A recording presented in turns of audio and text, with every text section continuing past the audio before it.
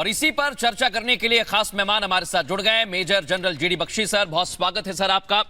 हमारे साथ दीपक वोरा जी जुड़ गए हैं, भारत के पूर्व राजनायक रहे हैं। बहुत स्वागत सर आपका।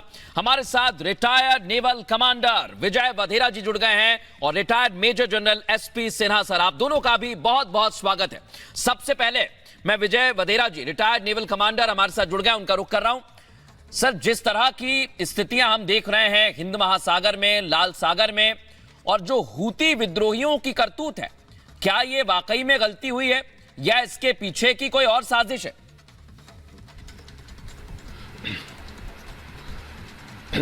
देखिए, जो ईरान है जी, वो उसको मालूम है कि इंडिया इजराइल के समक्ष में खड़ा हुआ है, मॉरली, फाइनेंशियली, अदरवाइज ऑल्सो। तो बेसिकली वो ये दिखाना चाह रहा है कि रेड सी में, मिडिल ईस्ट में उसका दबदबा है।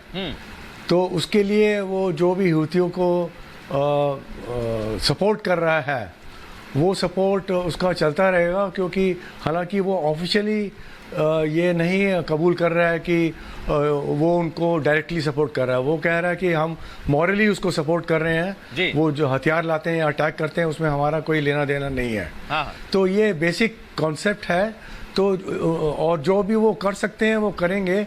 अभी ये जो ड्रोन अटैक शुरू हुआ है, ये वाकई चिंता का विषय है, क्योंकि ये एक नया कॉन्सेप्ट आ गया है वॉरफेयर में, जहाँ पर ड्रोन जब छोड़े जाते हैं तो उनको डिटेक्ट करना बहुत मुश्किल होता है, उनका रेडार सिग्नेचर बहुत कम होता है, और जितना भी वो पावरफुल ड्रोन बनाएंगे उतना दूर जा पड़ेगा। ये एक बहुत महत्वपूर्ण बात सर आपने कही है। उसकी कैपेसिटी होगी।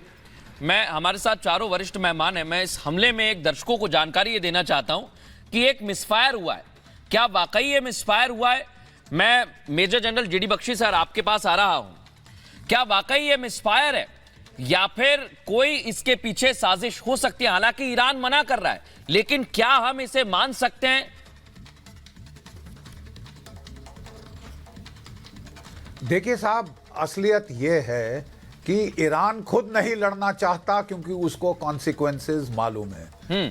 अमेरिका भी कोई फिराक में है ढूंढने की कोई रीजन, राशनल उनके न्यूक्लियर प्रोग्राम को निकालने के लिए। इजराइल भी बहुत आतुर है, लेकिन ईरान ये जानते हुए खुद नहीं लड़ रहा।